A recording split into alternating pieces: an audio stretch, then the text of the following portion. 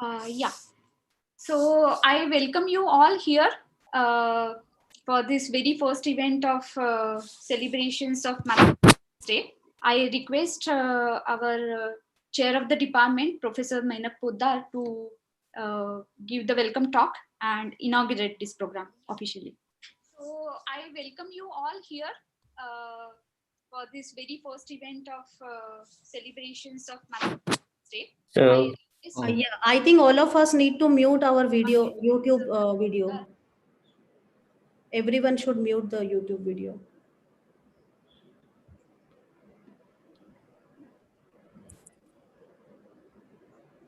so thank you, Shukriya. It is my great pleasure to welcome you all to the celebrations of the Mathematics Day 2021 at IISER Pune. The celebrations will commence in a short while with the Mathematics Day colloquium. This year, we are particularly fortunate to have the renowned mathematician, Professor Vkumar Murthy from the University of Toronto and the Fields Institute, who will deliver the colloquium. Professor Murthy, I extend to you a very warm welcome on behalf of the Mathematics Department as well as the Institute. We are indeed very grateful to you for sharing your valuable time and thoughts with us. We look forward to your talk with great excitement. We also look forward to other events happening over the next few days with great anticipation. In particular, I would like to point out to you, number one, a talk by our new faculty member, Dr. Murthy Poddar, on a fun glimpse into the world of probabilistic modeling, scheduled at 6 p.m. Indian Standard Time on Saturday. And number two, a talk show by our faculty members, Dr. Chandrashil Bhagbat and Dr. Kaninika Sinha on zeta functions at 5 p.m. Indian Standard Time on Sunday. In addition, there are going to be many fun events, including games and quizzes. The driving force behind all the events is our Maths Club, which is a club of math enthusiasts run by our students. To the Math Club, I want to say, your enthusiasm for this event has been infectious. Thank you for that. Finally, I would also like to thank the Departmental Colloquium Committee, the Events Committee, our office assistants, and our institute administration, without whose support and efforts, this event would not be possible. I hope that we will all enjoy and be inspired by the events that are about to unfold. On that note, I would like to hand it over to Dr. Supriya Pisolkar again. Thank you. Yeah, thank you, Mainak. Professor Kumar. Hello, Yes. Professor Yes. Murthy, are you here? Yes, I'm here. Yeah, so you can now share your screen. Okay, very good. Thank you.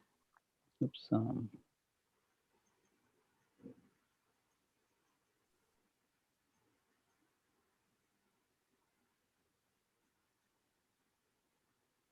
Can you see that? Yeah. Yes, we can see. Okay. Should I try to go to full screen, or sometimes that breaks the? Let me see.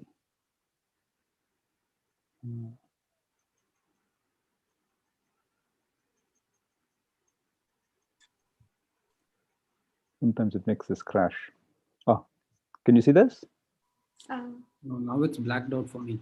Okay, so I think I need to stop sharing again. Try it again.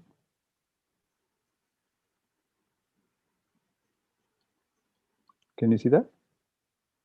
Yes. Yes, yeah. Oh, excellent, excellent, very good, very good. So, shall I begin? Yes, please. Yeah. Okay, very good. Okay. So, I request. Yeah. So, Professor, I request Professor Raghuram to inaugurate. To introduce you and inaugurate this talk. Okay, it's getting all officious and official. So it's my pleasure to introduce Professor Vkumar Murthy, who is a professor of mathematics at the University of Toronto and now the director of the Fields Institute for Research in Mathematical Sciences in Toronto. I have a personal pleasure in introducing Kumar, who has had a long connection with India and Indian mathematics. Many of us in India are beneficiaries of his expertise and of his benevolence, myself included. I think two of our IISER faculty have been postdocs at your postdocs at Toronto, Kumar. So it's really, for me, I'm very happy to have you here, even though it's online. And as I've told you many times, please keep IISER Pune as your one of your destinations in your next visit to India. Kumar was a student of John Tate and comes through a great lineage in number theory. He's a highly decorated mathematician. There's numerous awards. I personally will just touch upon one, which is the Murthy brothers wrote this very, very beautiful book on non-vanishing of L functions, and this got an award which I think, if I understood correctly, they have donated it completely to the the Ramakrishna mission. So that's one example of his greatness. So anyway, without further ado and without possibly embarrassing Kumar anymore, so we look forward to hearing Professor Kumar Murthy on doubt and certainty in mathematics. All right, Kumar, all yours. Okay, great. Thank you very much, Raghuram. Thank you, everybody, for the warm welcome. It's a great honor and delight to be with all of you. As you say, yes, because of the pandemic, we have to do it this way, but it's maybe a testament to the human desire to collaborate, to work together, to be with each other, that we find a way even in this. And maybe we're learning new things also by this form of communication. Anyway, I do also look forward to post-pandemic times when we will actually be able to meet in person. I thought I'd talk very informally today. This is not meant to be a technical talk at all, but about the whole concept of doubt and certainty in mathematics. You see, doubt and certainty is something we all face in life. Whether it's in our ordinary life decisions. Are we doing the right thing? Is a certain decision the right thing? If somebody says something is the case, is it true? Can I rely on that? How do I base my reaction to that? So this whole business about doubt and certainty is there, and even from ordinary things to philosophical perspectives. About when you ask, does life have a purpose? Is there a direction to all of this? Is there any meaning in the things that we do? These are really fundamental questions that come to all of us. Not specific to mathematics. This whole question of doubt and certainty. How do you reach certainty? How do you reach a certain level of assurance that something is true? And how do you resolve doubt? Well, mathematics is no different amongst all the branches of human activity. Mathematics has the same problem. How do you know something is true? Science, runs a lot on the assertion that it has discovered some kind of truth. And it has certain criteria by which you can validate that truth. So this is really a fundamental problem. So I want to talk, as I said, very informally. And perhaps those of you who are not in mathematics, I hope there are some people in the audience or listening who are not in mathematics, you may be surprised to know how human an activity mathematics is. And that this whole business of doubt and certainty is very much a large component of the way mathematics is actually done. Okay, so let's see if now the usual problem when you try to advance a slide, it doesn't advance. Let's see. It did. Okay. Yes. Okay, good. So I'm going to start by talking first about communicating mathematics. So everybody who's tried to explain to a every mathematician who's tried to explain to a non-mathematician, what do you do? What is it you do? You say you're a mathematician. What does mathematics do? You know what I mean when you say it's not easy to explain. The point is that all of us are used to thinking in a certain language and a style of expression. And if you talk within the tradition of that language and that style, you're okay. But once you try to communicate to somebody outside of that tradition, it's hard. So here is a distinguished scientist of some kind, and he's made some discovery, and the media have come to talk to him, and the media asks him, tell us in layman's terms what your breakthrough means. And he says, certainly, k minus 4n cubed over 7 root p dot dot dot 4 summation over st. And that's his breakthrough, and that's what he says. But of course, they can't understand that. So the point is, mathematics has another additional problem. We use English as or spoken language as our basic lexicon. We use words and expressions from English, but the problem is we've changed their meaning. Other fields also have this, by the way. For example, in law, legal documents, if you see, they're also using English words, but they've added meaning to those words. So in mathematics, if you talk about an ideal, you're not talking about a goal or a principle. If you talk about a motive, you're not talking about the cause of an action. If somebody says they're going to blow up a singularity, they don't mean that they're going to be some act of violence. So these are technical words. They have an algebraic or geometric meaning. If you talk about the piano axioms, a musician might think you're talking about something that needs violin accompaniment. Or if you talk about Dedekind cuts, you ask, do you need a bandage? You have a cut, do you need a first aid? So these are words that, again, we use that we have associated meaning in mathematics, which is different than the usual English meaning of the word. Now the question is, what is a proof? Well, this is something very, very central to mathematics. And so we're going to think a lot about this. Is how we address the issue of doubt and certainty. We want a proof. You make an assertion, you want a proof.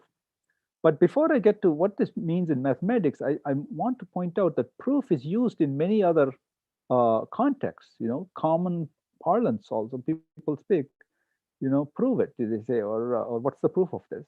Legal proof also has a certain meaning. In philosophy, proof has a certain meaning. And then the empirical sciences, even as subjects as close to mathematics as physics, the meaning is different. So what we mean by proof, the way we address the issue of doubt and certainty in mathematics is different. It's through proof, but the concept of proof is different in these different things. There's yet another kind of proof. People talk about proof of alcohol. And somewhere here, if you look very closely, it says some percentage proof. This person is a comedian, American comedian. His name is W.C. Fields, but his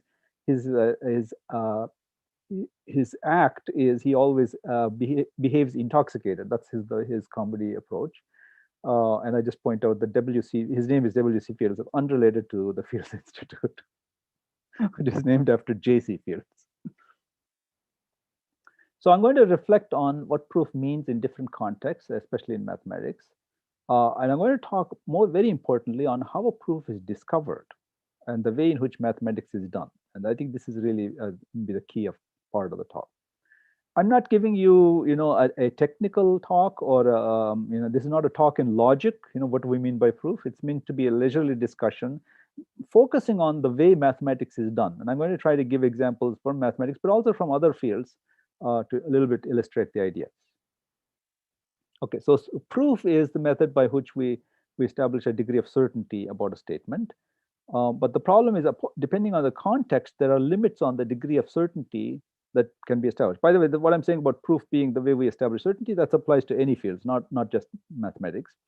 But as I said, depending on the context, there are limits on the degree of certainty, and the way we approach trying to establish that certainty will be different as well. So I said proof is used in common parlance. So you say that such and such a thing happened, and how do you know what's the proof? Well, you usually prove it by establishing certainty with reference to common experience or an accepted authority. Everybody's saying it. That's what everybody's saying. It's in the newspaper. It was on the news today. That's proof in the usual parlance. And it's, by the way, it's not just about ordinary things that happened in events that are happening in the world at the moment. It could be even to the question of existence of God. In common parlance, people talk about this. What's the proof of the existence of God? And they have an answer to that. Usually the arguments are quite subjective and the language is vague. But the criteria for what constitutes proof in common parlance is it accepted by the community? I want you to remember this, because I'm going to come back to this. I hope if I get to the end of the talk, I'll come back to this again in the context of mathematics. Acceptance by the community seems to be what we, in common parlance, constitute proof.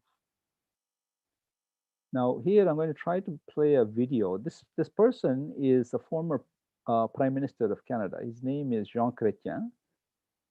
And he's trying to, reporter asked him, what is a proof? The context is that the world was trying to figure out whether Iraq had weapons of mass destruction, and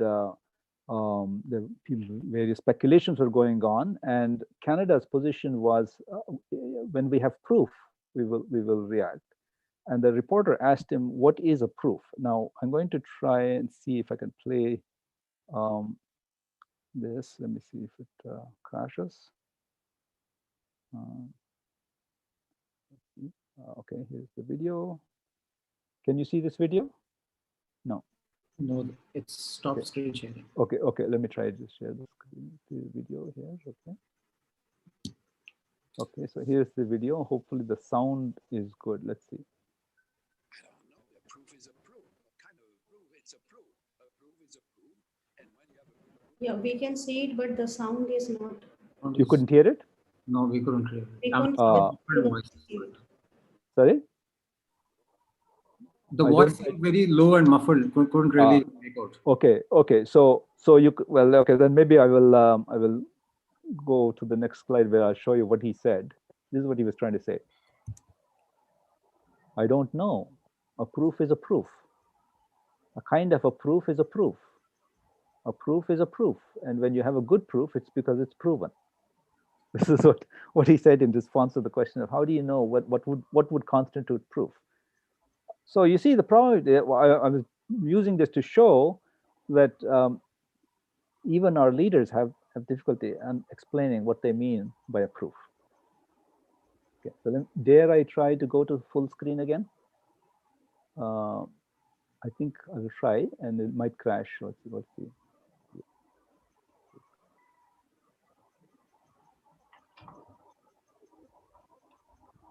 Can you see this?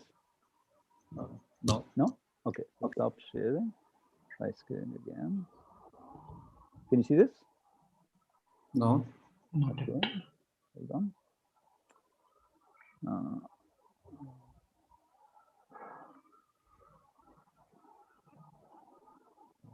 Okay, let's try it again. Yes. Okay. Can you see that? Yes. Now we can see this. Okay, maybe let's just stick to this rather than trying to go to full screen. Let's quit while we're ahead. So I was just pointing this out, that it's quite amusing that he was trying to explain what he means by a proof, and he had a little bit of difficulty articulating this. Okay, so and how about in a legal context? What do we mean in a say you're in a legal case in a court? What do you mean by proof? Well, you have to present evidence for any assertion you're making, and that evidence consists of either testimony of an eyewitness whose reliability is accepted. So if somebody claims they saw something, then the opposing attorney will try to question the reliability of the person. So you have to somehow agree on the reliability. You may have physical objects or documents which are exhibits, and again you have to prove reliability, that they haven't been tampered with. And these are the instruments by which one tries to establish certainty in a legal context. And notice that there's always a room for error. So certainty means beyond reasonable doubt. And what reasonable means, again, has to be agreed on by the court. So there is a certain vagueness here in the use of the word reasonable and the use of the word beyond. But the arguments that are presented, they're pretty technical. The language of law is pretty technical, and we run risk if we're not versed in the technical language and we think this is English that they're speaking and try to use that language, then we're at risk. So therefore, there is a certain technical language. And judgment, when a certain verdict is delivered that yes, this has been proved or it hasn't been proved, It's rendered on the basis of evidence and precedent.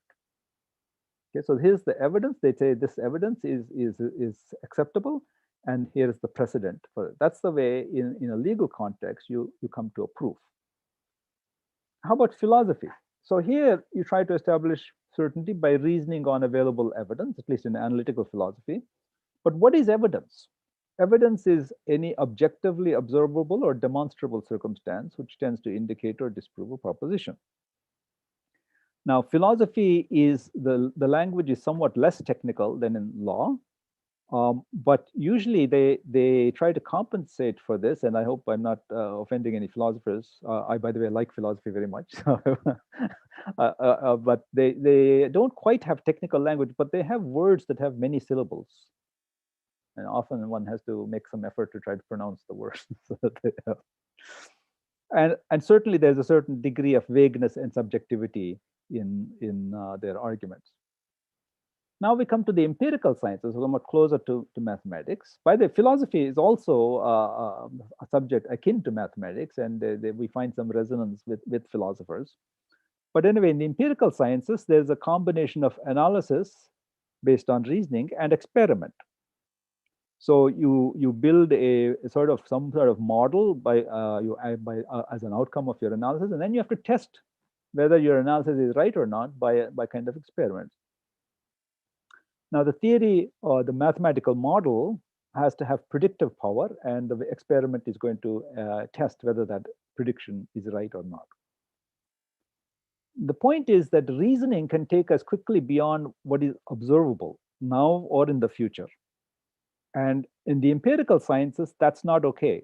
You need to have some kind of experimental challenge to say whether your reasoning is valid or not. You know, by the way, one of the criteria for the Nobel Prize is that it's got to be backed up by experimental verification. And so this is the interesting thing, that already in empirical sciences you can build mathematical models and reason on them that will lead you to certain conclusions that are beyond what is easily observable. And then the problem is eventually to come up with some sort of experiment to decide whether it's right or not. It has to be falsifiable to be considered science. An example of this is the discovery of Uranus and Neptune. Uranus was unexpectedly discovered by William Herschel, who was an amateur astronomer. And the orbit here deviated significantly from some theoretical predictions. And the question is why? So one possibility was that it's due to the gravitational pull of another yet undiscovered planet. And so some calculations were done. Two mathematicians, Leverrier and Adams, worked on this problem of predicting where in the sky this unknown body might exist. So the point is the wobbliness of Uranus's orbit is conjectured to be because of another planet nearby, which is exerting some gravitational influence. So then these guys set about to figure out where would it be, if such a thing existed, where would it be? And they came up with a prediction for the location. The astronomers in Britain and France didn't accept their work, but these people, by the way, were working independently, and it was published, and their predictions were almost identical. And using this, finally, the planet was located. It was found in 1846, and it was called Neptune. But the point is that there was yet another calculation. This was due to Percival Lowell, and he predicted yet another planet to explain the abnormalities of the orbits of Uranus and Neptune. By the way, I hope this was clear what I was saying, that we observed something weird about the orbit of Uranus, conjectured that it is probably because of another planet, assuming that conjecture was right, said where that planet ought to be to exert this influence, and then went to look for it and found it. Now, what's the proof of the existence of Neptune? Here, this person who found the planet.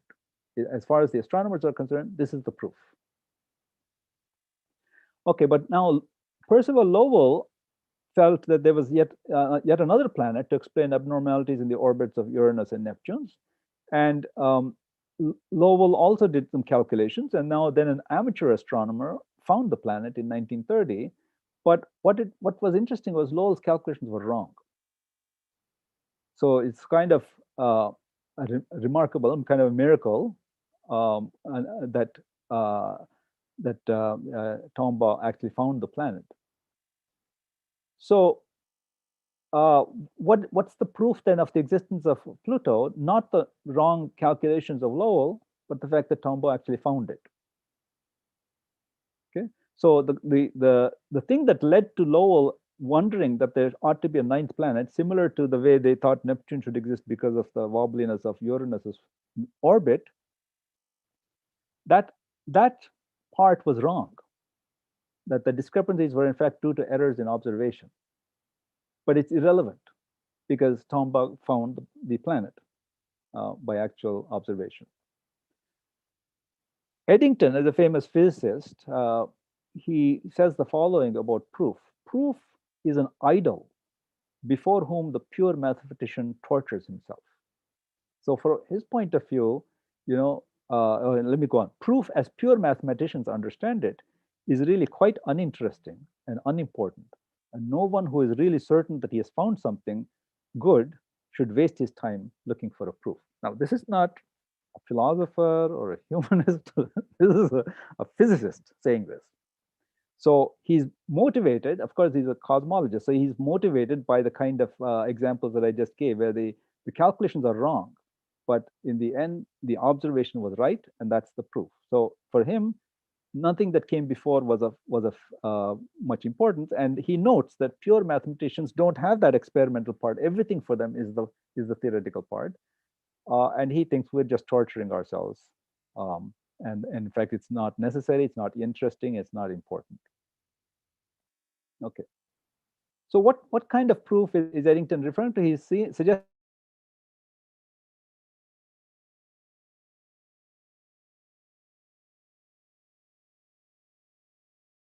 mathematics. It's exactly that rigor that saves us from error. So I'm told my internet connection is unstable. So if my signal blacks out, then you'll know why. No. Just for 2 seconds, you went blank, and we can hear you. Go on. Okay. So it's exactly this rigor that saves us from error. You know how many times you can make a conjecture, a mathematical conjecture. It looks reasonable, looks sensible, but then you discover it's not true after a while. So if you don't have the experiment that you decide is going to be a conclusive affirmation of a statement, if the theory is your main affirmation, then you have to be rigorous, and you do have to have a very exacting notion of proof. And remember one important thing, that if people tell you that, well, your thing is too abstract, it's not practical, or it's not relevant to the real world, I'll tell you this, that the abstraction is exactly what makes mathematics so powerful. The reason is that you strip a problem of all the things that are irrelevant for it, and you look at the core ideas. And then when you do that, you find that actually, if you can understand that one thing, you don't solve the one problem that somebody brought to you, but you can solve a million problems all at once. It's abstraction that gives mathematics the great power that it has. So in mathematics, we're trying to establish certainty through logic, and we've put some restrictions on ourselves. Firstly, the field of inquiry. What problems can a mathematician apply his or her techniques to? The field of inquiry is quantifiable phenomena. So we're not claiming we're going to talk about everything, approach everything through mathematical proof. The field of inquiry is quantifiable phenomena. So interpreted, of course, in abstract terms, even the concept of quantifiable, and it's not necessarily tied to physical reality. For us, experiment is replaced with examples and computations. And now with modern computing power, this is actually becoming quite an important tool in many instances of mathematical research.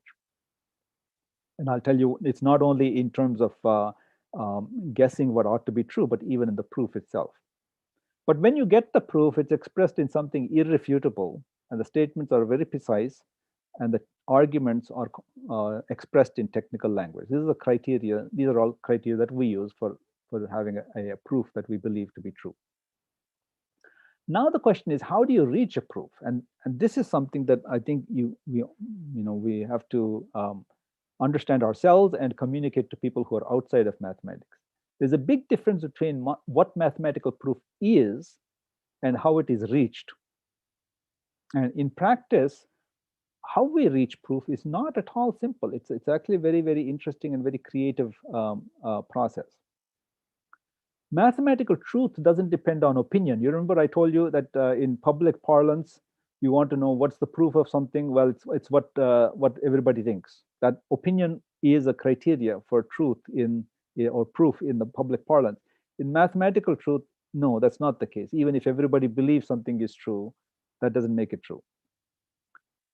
So whether an assertion is accepted or is having been established as a matter of opinion is not valid for proof. But on the other hand, you see, mathematicians are humans. So far, by the way, I don't know any computer that's proved an interesting theorem. It's humans that prove theorems. So although the language of proof is logic and has to be impregnable logic, but humans are not. Humans are not logical or rational beings. And mathematics, I want to point out to you, the way you reach this proof, it's a very, very human and creative activity. You all know about the Fourcolor theorem. It was proposed as a question in 1852. Namely, it says if you have a planar map, okay, you have a region on the plane, different regions, you can call them countries if you like. You want to color them with some color. And if they have any common boundary, you want to use a different color. Okay, so here's a map. It's got 1, 2, 3, 4, 5 regions. And you see, in order to satisfy that criteria, you need 4 colors. So this was conjectured that 4 colors will suffice for any planar map. This question was posed in 1852. It was apparently settled in 1879. But the proof had a mistake, discovered in 1890. And it wasn't until more than a century later that we got a complete proof. So what happened here between this period when we thought we had a proof? If we're so logical and rigorous and exacting, what happened to the proof? Then there's, of course, Fermat's last theorem that I think Raghuram and I lived through this, where the excitement was happening at the time. This was stated first by Fermat and apparently proved by him, but we have no indication of what that proof might have been. He just simply said that he didn't have space to write the argument. But more interestingly, Weil said he had an argument in 1994, but it had a gap, it had a rather large gap. I say here it was filled in 1995 by Weil himself. Actually, it wasn't really. The gap wasn't filled. It was a workaround. There was he found that what he was trying to assert here, he doesn't need it, and he found a way to fix it. Quite a remarkable achievement in our time. Well, I say it's remarkable because what he really proved, and the Taniyama conjecture, I think common opinion, common wisdom in those days was that it's not ready to be proved. We don't know enough to be able to prove that. So I was telling you about truth by opinion. In math, that doesn't count for very much. Truth by opinion doesn't count for much. Here's the Hodge conjecture. This Hodge conjecture is a little bit harder to state than Fermat's last theorem, but a very, very beautiful and interesting, important conjecture in analytical geometry. It was made in 1950 by Hodge. It was disproved in 2006, and the disproof was disproved in 2006. So what happens? I'm pointing these out to tell you. You see, mathematics is sort of the home of logic and rigor. And when we talk proof, we have a really, really high standard of what we mean by proof. What's going on in these instances? Then there is another really uncomfortable notion that maybe proof is impossible. Not only is proof is impossible, but disproof may also be impossible. So something might be undecidable. Do such things exist? Well, now we know they do. Statements exist which are neither provable nor disprovable in a certain system. Sometimes, it's annoying when you're working on a hard problem, somebody comes up who's not in the field and says, maybe it's undecidable. Say, please, you can speculate like that. I'm trying to prove this. So this whole question of undecidability, of course, is attributed to Gödel. And the assertion is, it's really something amazing.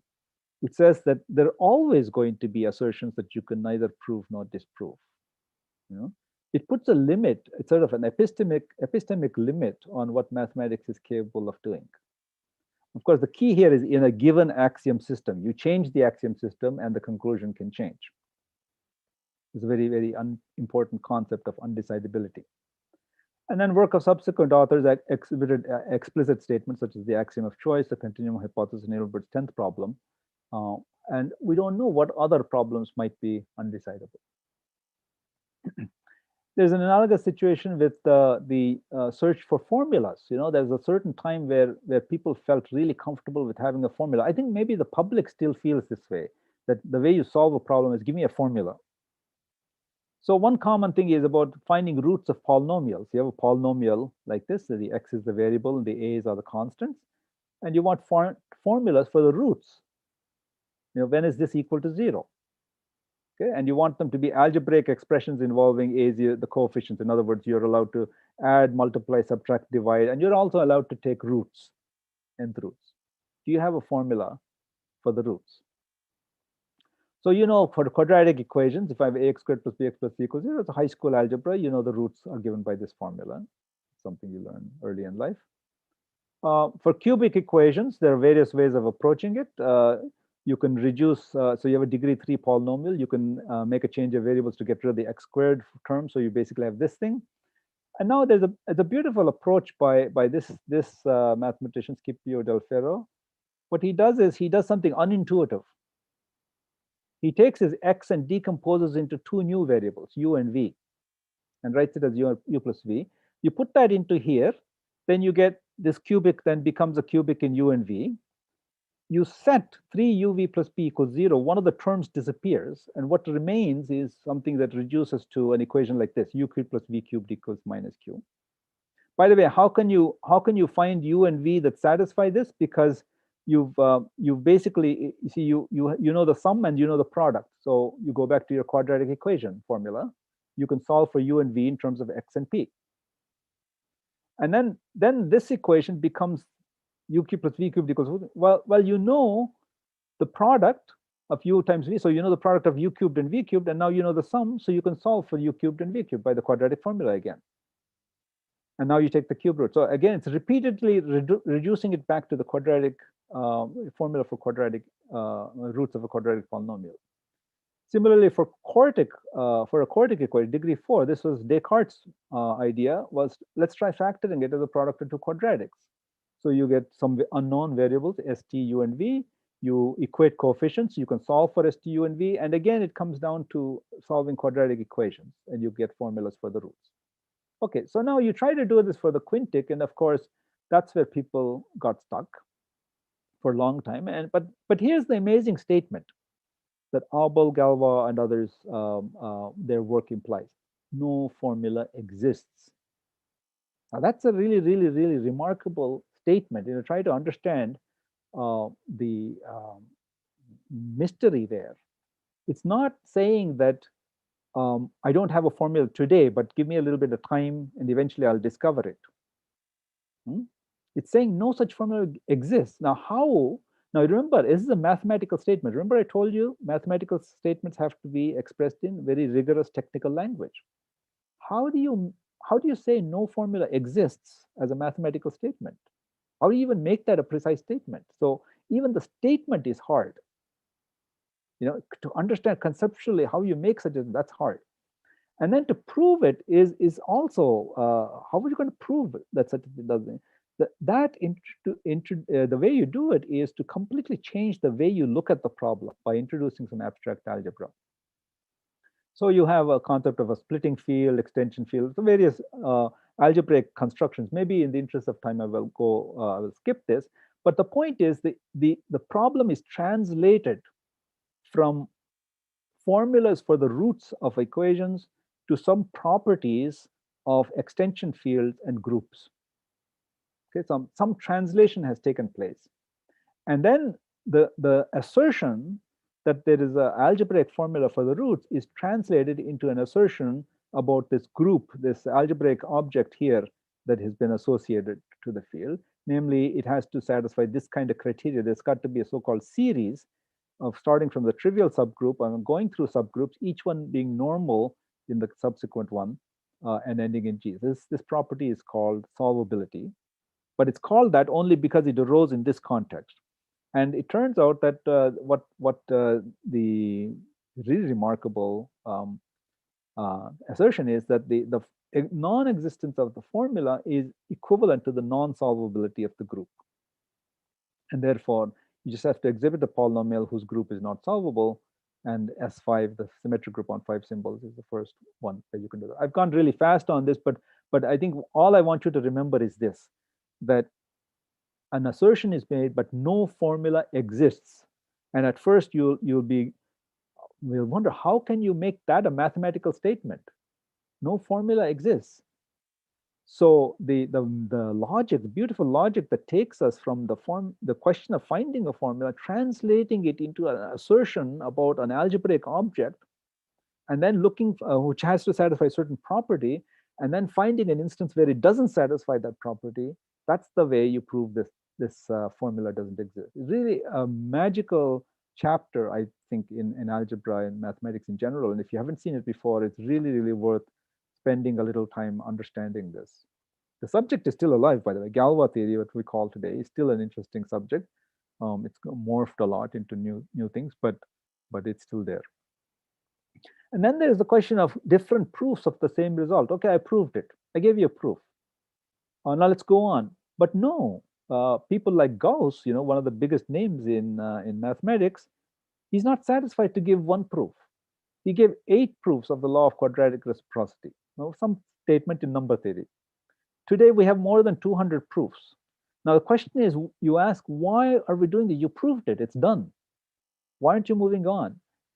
So there's something else going on in a proof. Different proofs of the same result may highlight different aspects of the same conclusion. We think, therefore, that the proof is not the ending, but it's sort of like a tool by which you're able to peer into the inner workings of a phenomenon, of a mathematical phenomenon. And then there's the whole question of aesthetics. You're looking for, is there a perfect proof? Again, something that a non-mathematician will find hard to understand. Proof is logic, isn't it? The logic is right, you're done. But they're saying, no, there's something as a perfect or as a beautiful proof. Here's a cartoon. It says, it's an excellent proof, but it lacks warmth and feeling. Well, that's not so far-fetched sometimes. You think it's right, but somehow I don't think it's the right proof. Not in the sense that the logic is wrong. Logic is completely correct. But there's something else that's missing that you feel hasn't been captured in the proof. Okay, now we come to the whole question of guessing. Before you've proved something. Here's Newton. Now Newton, his public face is very stern and austere. His famous statement, "I don't make hypotheses. I just give you theories." But here is what he says: no great discovery was ever made without a bold guess. So before you prove something, before you even know what it is you're trying to prove, you've got to make a guess. Now the question is, where is that guess going to come from? Well, that guess has to come from intuition of some kind, experience and intuition. And you see, as we probe this, you start to understand math is a very human, a very creative and very artistic activity. Here is Polya, a very famous mathematician, and also even more famous for his pedagogical work, his famous book on how to solve it. He says, in every profession, the fine points are about distinguishing between guesses and guesses. In mathematical research, it is almost the rule. First guess, then proof. Okay, again pointing out that you think somehow you look at the finished product of mathematics and you see this very rigorous logic, almost cold logic, and you think that's the way mathematicians think. It's not. It's not the way mathematics is done. First guess, then proof. Here's another example, Euler's formula. So you have a convex polyhedral region, and it's got a certain number of vertices, edges, and faces. And Euler wrote down a formula that there's this relationship between the vertices, edges, and faces. Let me see if I have examples. No, I don't have it. But he wrote down he wrote down there's a relationship between the number of vertices, the number of edges, and the number of faces. Okay, and he said this publicly. He presented a paper to the Romanian Academy.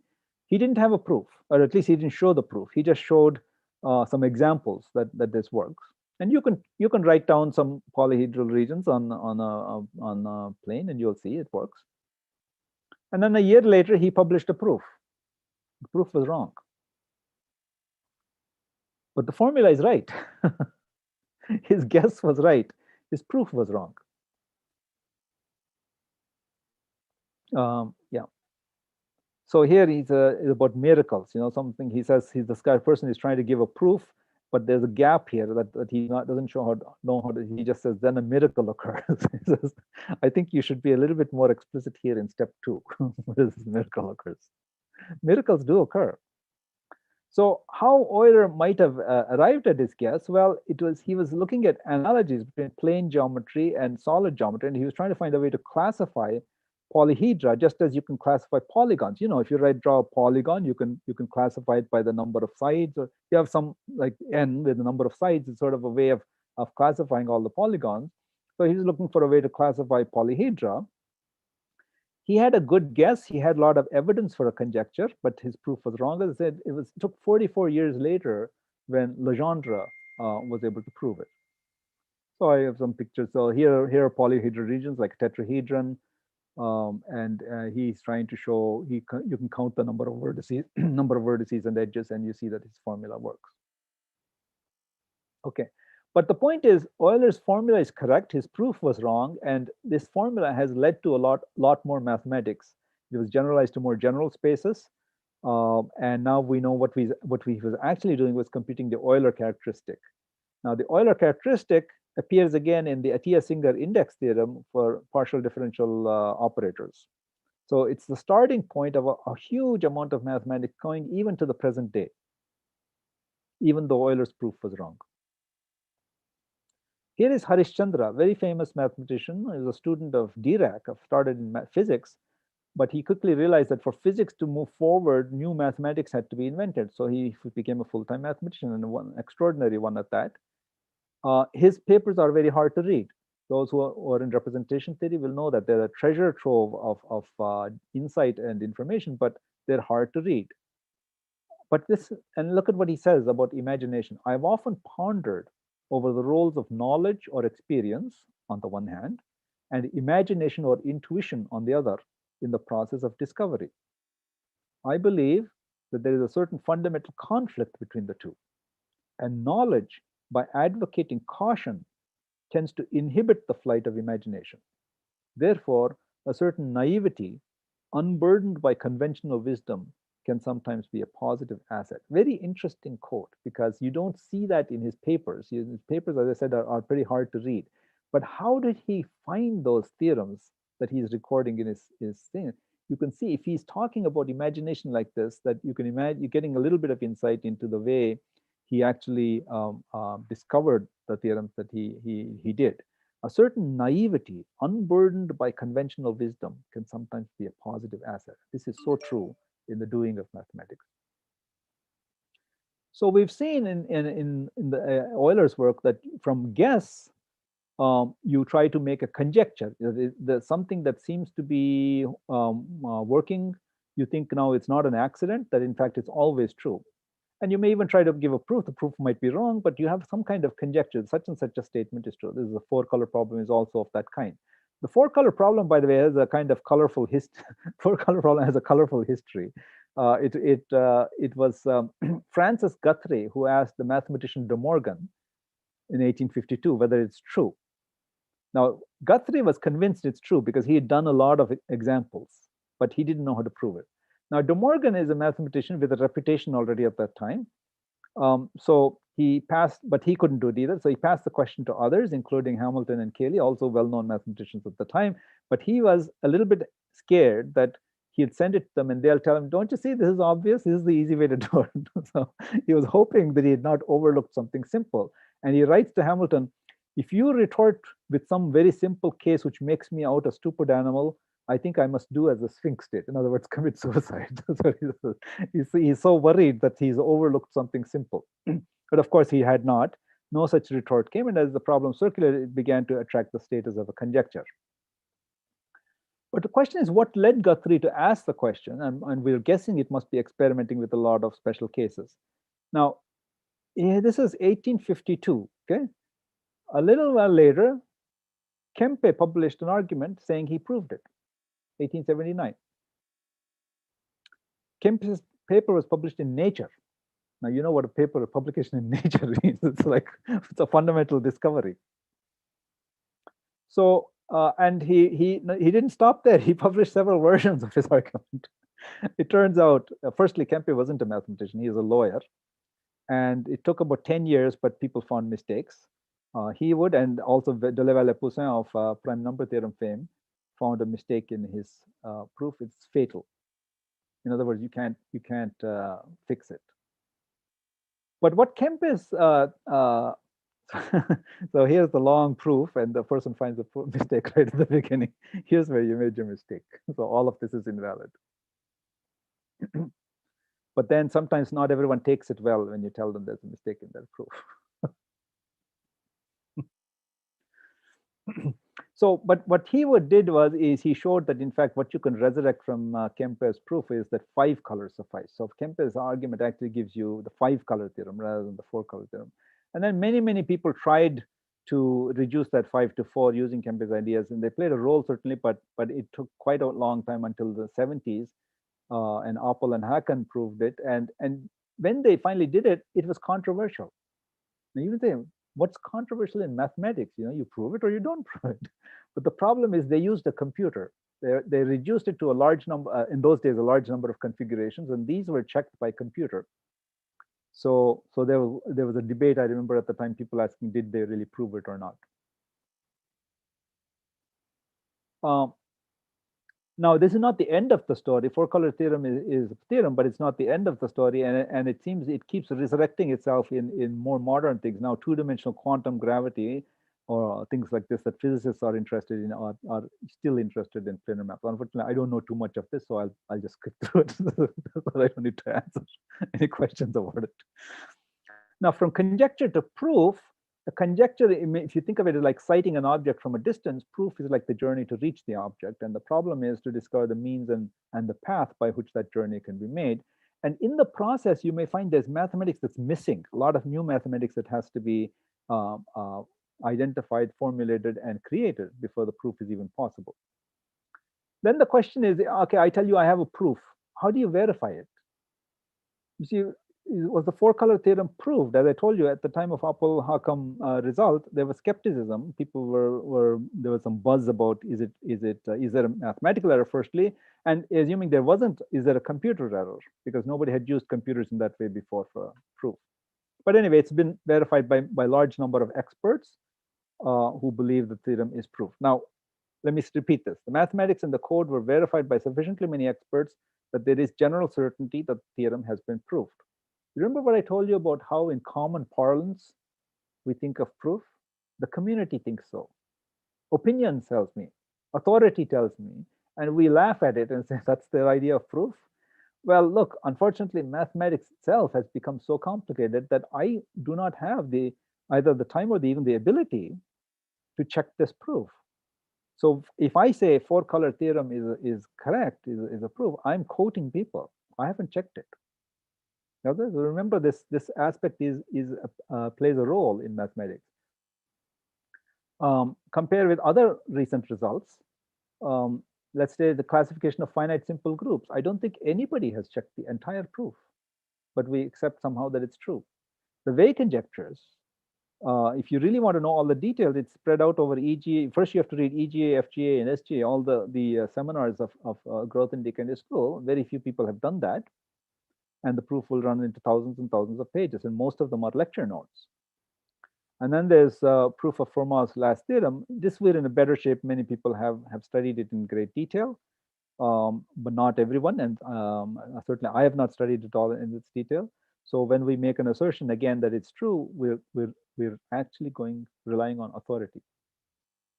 Authority and popular opinion. Here's what Voltaire, the philosopher Voltaire, says. He who has heard the same thing told by 12,000 eyewitnesses has only 12,000 probabilities, which are equal to one strong probability, which is far from certain. So although In mathematics, we have a very high, a very rigid and very restrictive concept of certainty and proof. Nevertheless, in the practice of it, we're constrained in the way we follow it. So in our case, authority refers to those whom we may consider to be experts in the field. So why are such proofs accepted? Because the complexity of mathematics just makes it impossible to personally verify the truth of statements. And we're hoping that in course of time, they will be verified. So for the present, the truth of a statement is determined by the community. So here again, we have something that stands the test of time, acquires more strength as a proof statement, even in as rigorous a field as mathematics.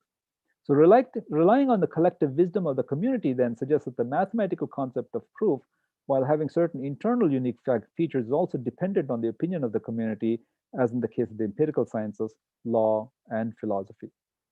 So finally, if I ask then, what would I consider a proof? Well, it's a method for obtaining certainty. We have certain language that we use logic, we struggle towards proof, but that process of struggling and discovering proof involves more than logic. It's an intensely human activity with all the consequent advantages and disadvantages. And ultimately, truth is not a matter of opinion, but in the short term, it is. Okay, thank you.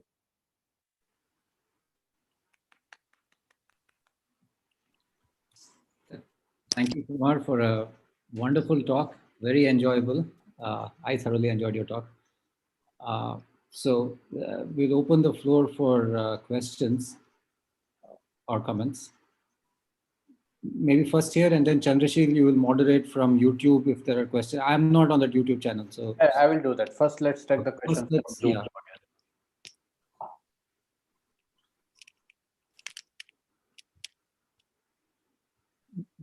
Maybe people are feeling shy, so maybe I will get the ball rolling. So just to there is a when you mentioned Harishchandra and Dirac, I think so. There is a. Oh, by the way, you need to know that there are physicists in this audience. So some of your examples are very well chosen. So I think in that story of Harishchandra becoming a mathematician when he was working on his thesis with Dirac, at some point of time, Harishchandra felt very uncomfortable playing around with unbounded operators. And he went to Dirac saying something like this, that I'm not quite sure of my proof and there are unbounded operators. And so Dirac apparently famously said that I'm not interested in your proofs. I only care about what nature does, or something like this. Right. So, most importantly, we have to place, these are different attempts of the human spirit to discover truth, and they're all valid tools. So we have, I think as we mature, as we grow, we discover we need all of these tools. We need all of these different, I don't know what the discussion is like in India, but here, there's a lot of push on STEM subjects, science, technology, engineering, mathematics, almost at the neglect of the humanities. And I think that's a fundamental error, that human beings, if we're really going to be fruitful, if our efforts are going to be fruitful, not only in our professional activity, but in the way we contribute to civilization, to humanity, to the earth, we're going to have to be all-rounded. We have to accept this fact that we are human beings. We're not machines. And I was trying to point out that even in as apparently as rigorous a discipline as mathematics, without good intuition, without insight, without the ability to communicate your ideas, you're doing the subject and yourself a disservice. So I would say to students now, try to understand this. You must develop this component. The mathematics will serve you in good stead. It gives you a certain rigorous way of looking at things, but don't forget your humanity too. And if you can bring those two together, actually your work will be remarkable. You'll see that you'll make remarkable discoveries. Good point. There is a question here in the chat by Tanuj Mathur. So Tanuj, you can ask the question yourself, or if you would like, I can read out the question. But I'll wait for you to, if you're able to unmute yourself and read No, out? we have to unmute himself. I'll find him. Oh, okay. Oh, he just wrote he has a sore throat. All right. So, Look at it. good. Anyway, so the question is, would you say that the community has become more skeptical towards accepting the proofs in recent years, as we see with the developments in Mochizuki's proof of the ABC conjecture? I don't think people are more skeptical. I mean, if any at any time, people who are close to the field understand the challenges of a problem, or think they understand the challenges of a problem. So if an assertion is made, they will wonder, how did you address? I know that there's a difficult point there. How does your approach address that? And they'll want to know that. And if we can't give an answer to that, then they may not take it as seriously. The community as a whole, I don't think we're any more skeptical. Why? Because we're so enamored by mathematics and what we're trying to prove that we don't have time to be so skeptical or cynical. We're just eager to prove our next theorem. I think. Yeah. I have this is Moinak. I have a small question for you. So, I think Ramanujan used to say that many of the proofs came to him in his dreams. Do you have any thoughts on that? I think it's a really profound statement. There is a conscious process of thought about something, and then there is a process of thought that continues after we let go consciously. Many great scientists have spoken to this. Einstein used to say that he'd think hard about something, and then he'd go and play his violin, or go for a walk, or go boating or something, and then he'd get an idea. So whether it's in our dreams, or whether it's in at a time when we're not consciously, deliberately thinking about something, that a flash of insight comes that reveals that we have a really, really powerful instrument in our mind. And it is capable of astonishing things, and every creative person knows that. Whether you're an artist, a musician, or a mathematician, or a physicist, or in any field, that because of this kind of experiences. Ramanujan was an extraordinary one, so he had more of it maybe. But all of us, you feel that we work hard on a problem, we have no idea, we give up, so to speak, for a little while, then a flash of insight comes, and then we quickly write it down to verify. At first, we're skeptical ourselves. Maybe I made a mistake, and you kept check, and then it works. So that shows that the capacity of the mind to discover is much more than, if we shouldn't limit it to only this way is this way discovery will take place. Yeah. So I will add a comment to Mainak's question, not so much to the answer, because Mainak, in the history of our own mathematics days, this is the 10th iteration, correct, Chandrashil? Someone mentioned this. This is 10th. 2012 was the first. Yeah. So 2012, when we started this, 21, right? Yeah, we had a screening of a 30-minute movie made on Ramanujan, which is not so widely available. And then we decided we will make a documentary, which was made in that 1 year between the first and the second mathematics days. And in that documentary we made on Ramanujan, there is a scene where one of our then graduate students and currently a postdoc, Neha, she is interviewing Kumar. And in that he meditates over exactly this question and he answers.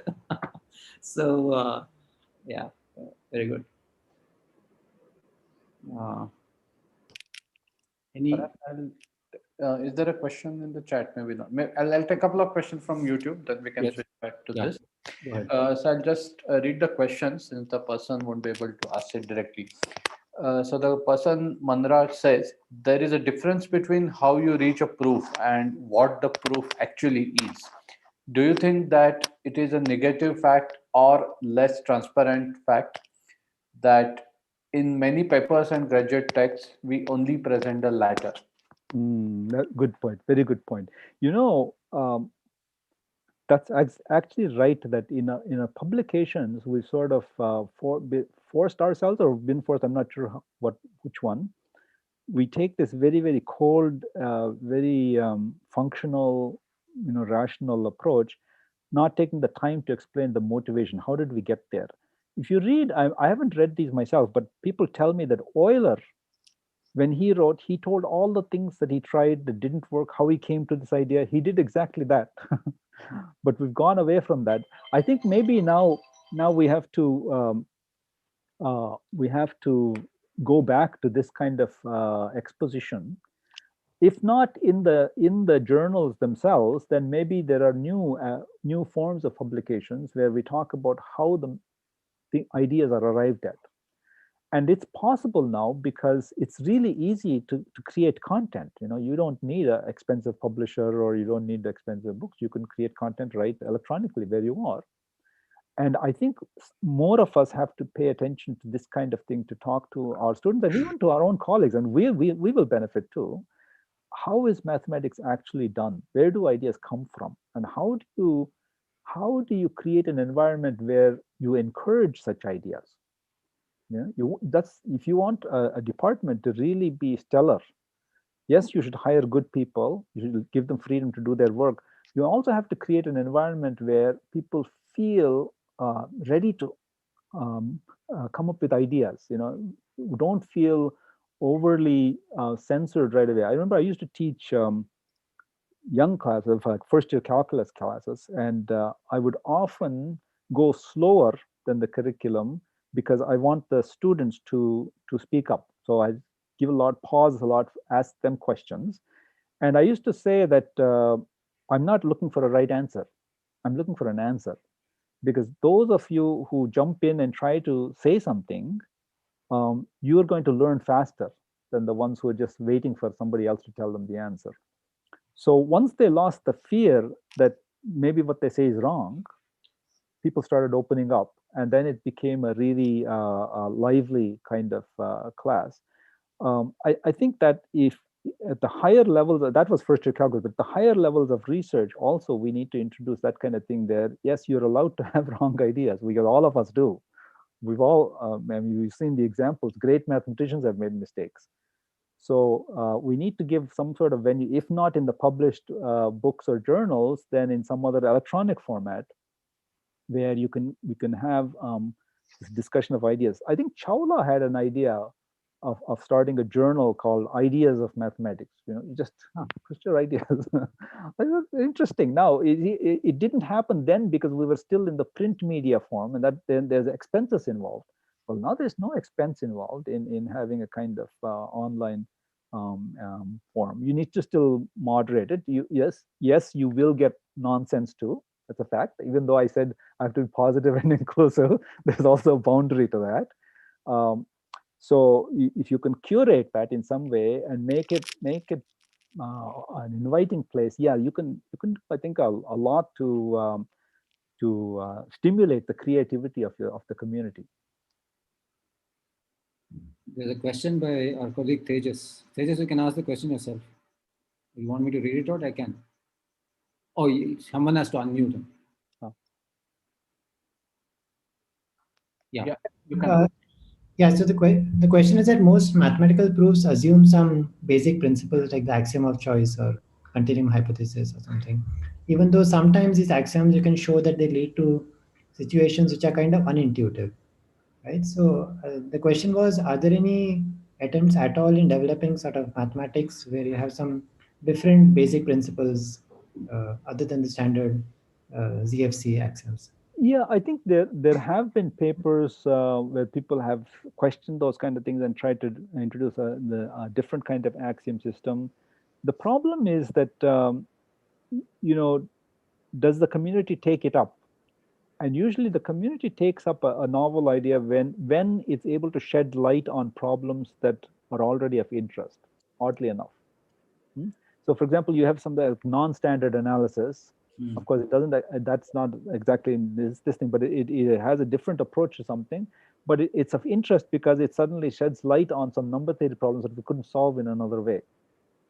Now, if you go back and ask, question, basic axioms. Yeah, I remember Sierpinski had a paper where he took something. I think he negated the axiom of choice, and then he created sets that were neither finite nor infinite. It starts leading to a brave new world. Where that will end up, we don't know. But if it didn't catch on, it's because people will often want to see somehow some kind of indication that it's connected, even conjecturally, to problems that we're interested in. Well, one case is you can talk about non-Euclidean geometries, which is just not dealing with the parallel axiom. Right. And the reason that worked, I mean, that subject flourished is because there was a need. I mean, there's here's a space-time where people were trying to understand it, and a non-Euclidean hyperbolic geometry was needed. There is a comment in the chat. Hitesh Wankide there's more a comment. I think that there is a journal of humanistic mathematics. I see. I didn't know that. Very good. Okay. Mihir has a question. Just unmute these people. Maybe unmute everyone. Just little. Okay, I will just unmute everyone for some time. Yeah. Just give me a minute. Okay, now anyone who is asking question can unmute themselves and ask directly. Hello. Yeah, go ahead, Mihir. So you mentioned that it could be possible that a proof had some error and it will get caught perhaps with time.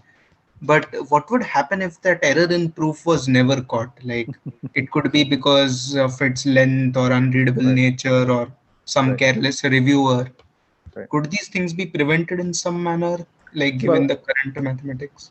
So it's interesting. Right now, I don't think it can be unless somebody had, for some reason, to study it in great detail and then wondered about a certain technical detail and found actually it's wrong. But maybe in future it might be possible if people are trying to evolve these verifier systems. What Voivodsky was trying to work on, this kind of thing, and proof systems, machines that could verify the proof of something. I don't know where that research is, but right now, as far as human beings are concerned, we don't have any way of preventing it. And often when errors are found, it's because somebody thought, that's a really interesting theorem, let me study it in great detail, and then realize that, oh, I don't understand one step, or then turns out it's not a matter of not understanding, the step is wrong. Yeah, that's happened and continues to happen. I don't think there's any way to prevent it. Just as, by the way, there's no way to prevent that same thing happening in any other field too. We think a certain thing is true, and then eventually realize, no, that's not true.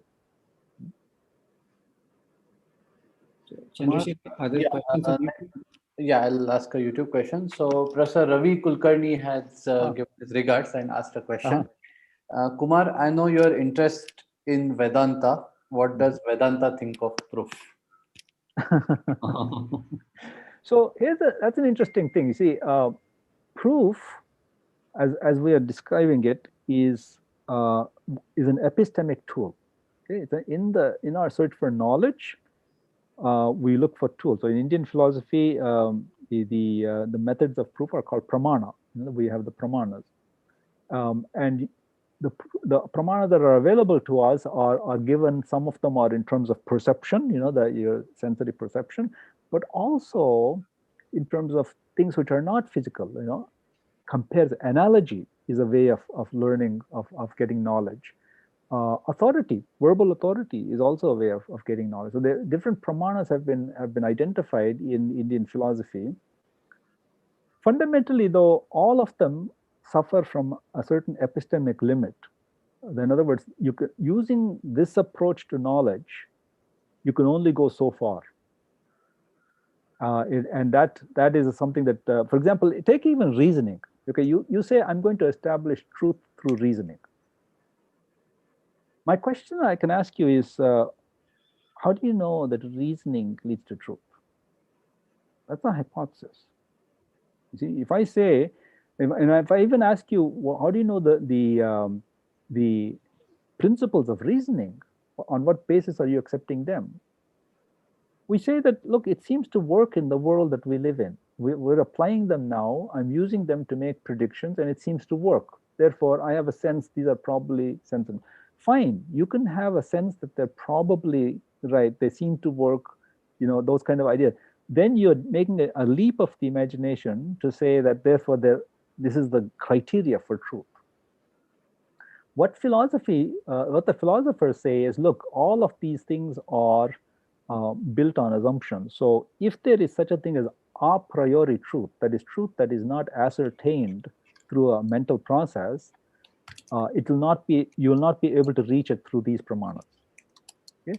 In Indian philosophy, that principle is given a name. The epistemic limit of the mind is given a name. It's called Maya. And it's not a statement about illusion or delusion or anything like that. It's simply a statement of the limitation of the mind.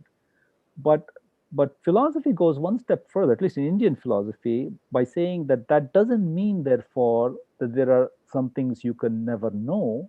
It means you have to redefine what it means to know. So the whole concept of knowledge is redefined. And a new category of knowledge is introduced called knowledge by identity. Right now, I know something because I've reasoned it out, I've understood it, you've explained it to me, I see it. There is me, there is the knower and the known. But in knowledge by identity, I know something because I am that. It's a different kind of knowledge. So we're going way off topic, but the point is philosophy, the answer of Indian philosophy, and I say it is Indian philosophy because this view is not held by other philosophical schools, other philosophical traditions. The view of Indian philosophy is that all the knowledge that we're getting through the mind is useful in terms of dealing with the world that we live in. If we want to, if we dare to ask what is beyond the mind, then these instruments are not sufficient. But that doesn't mean knowledge is impossible, but knowledge itself has to be redefined. And there's a category called knowledge by identity. That's Ravi, that's a long-winded answer to your question. I don't. We can talk a long time about this philosophical aspect, but there is. You need to visit Pune and have a long conversation. A couple of questions, Kumar. There is one here by Varun Shah. Varun, you can go ahead and ask your question. Yeah, am I audible? Yes, you are. Yeah, so my question is sort of a follow-up to Manraj's question, I think, where the answer you gave to that question was that it's a good idea to have a public record, and maybe there can be other sorts of publications that would make that happen. But then it is in people's hands. I mean, as it stands, people can still make those records public themselves, right? But they are not doing that. So are there certain problems with doing something like that? And if so, what the? Well, I mean, it's like, would you like all your rough work to be published? Not everyone would. Usually we throw our rough work in the garbage. Right? So, but you know, if you want to know a subject and you go to study with somebody, then you discover all these things. They will share those things with you. We do that with our students, right? When we introduce them to a problem, if especially a problem we're interested in, we'll say, we tried this doesn't work, and I tried that doesn't work. But maybe there's another way through this. So yeah, I think at the moment there may be some impediments to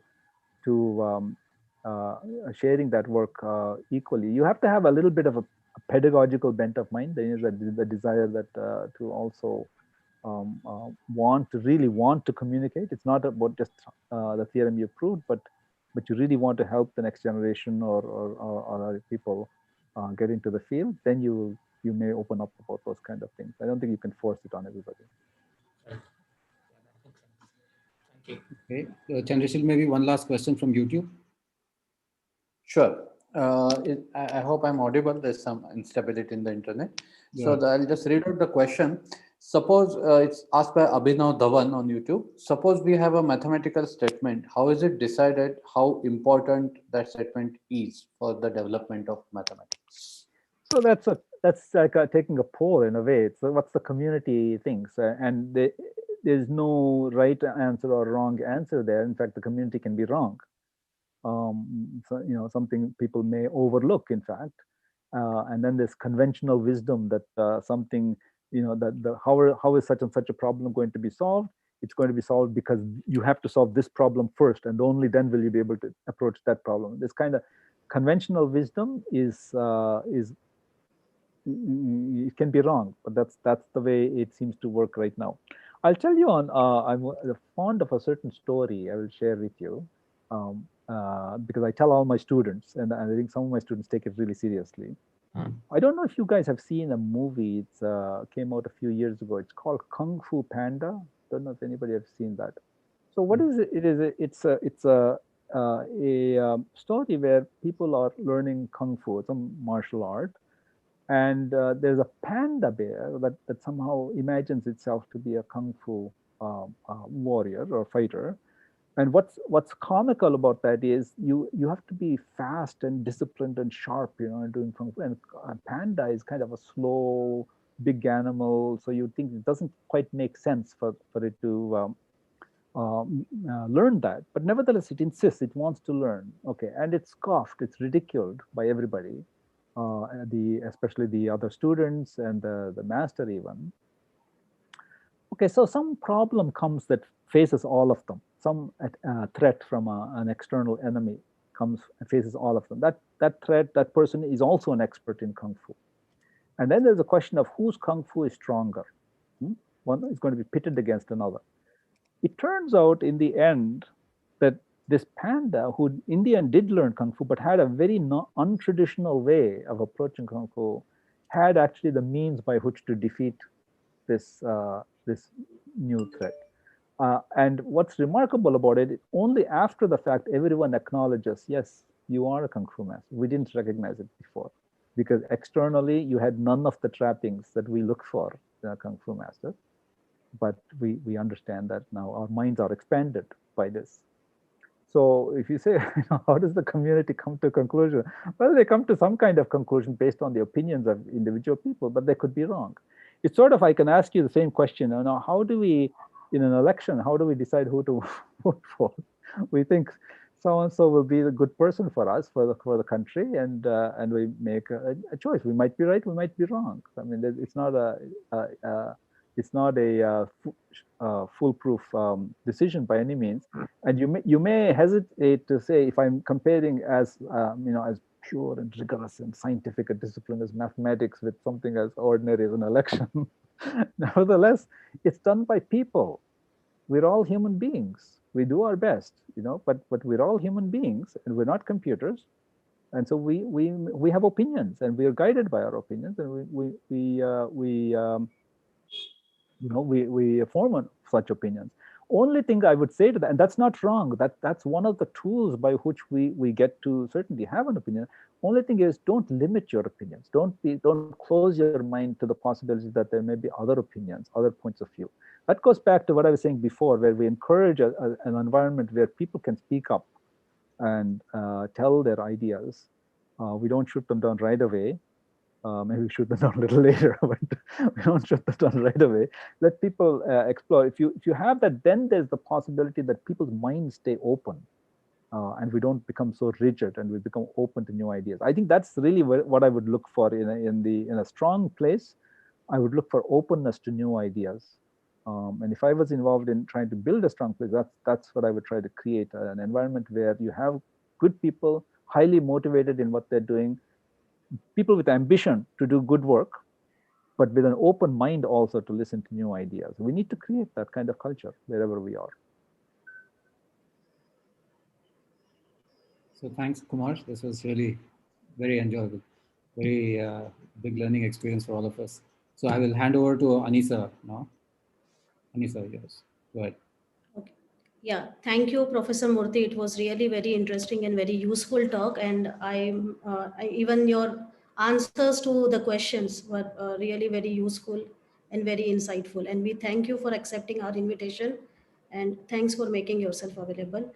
And to end the colloquium, I would like to thank all my colleagues who helped us organize the events. And I would also like to advertise a few more events which are happening over this weekend as part of the Math Day celebrations. And one of them is, which is like very connected to the today's talk, is mountains out of molehills, which we call in Hindi that Rai ka Pahad Banana. So it's going to be a fun event where the participants are supposed to give very complicated, very jargon-filled proofs to very simple results and simple theorems.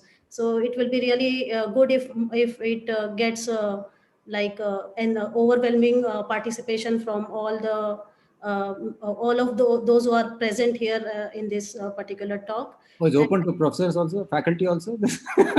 Please write to Math Club. Yeah, please. I want everyone to participate in such events. There is going to be a game night. There is an art with math event. And there is this where pi meets when pi met zeta over chi, which is a chat show, live chat show happening on Sunday 5 p.m. And then there is a new faculty talk which Mainak has already advertised by Mohammadi Poddar, who will be talking about the probabilistic methods in mathematics. And I mean, I shouldn't forget to thank our math club volunteers, Varun and Aniket. They have worked really hard for this, and all the arrangements are because of them. And I shouldn't forget to thank all the other IISER Pune clubs who has helped, who have collaborated with the math club, namely the art club, the quiz club. So we were also going to have an Erdash quiz, which will happen at our usual Monday night quiz slot. So the quiz club, the art club, the club, the science media center, who is helping us, I mean, in the live streaming of this uh, lecture. Then our office assistants, then the admin authorities, and colloquium committee for sure. And last but not the least, our chair of the department, Professor Mainak Poddar. So thank you all for all your support. I am not thanking my math events committee because I think we are one team. So it's yeah. So thank you all, those who worked at the front desk and those who have helped us from behind the scene. Yeah, and please be part of all the events which are happening, and let's have a group photo. So I would request all of you to turn on your videos so that we can have a virtual group picture of this.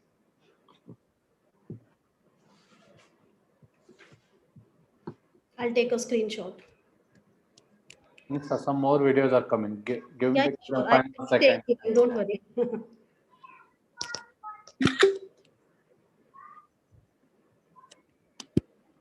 Yeah, take care of our backgrounds and make sure that.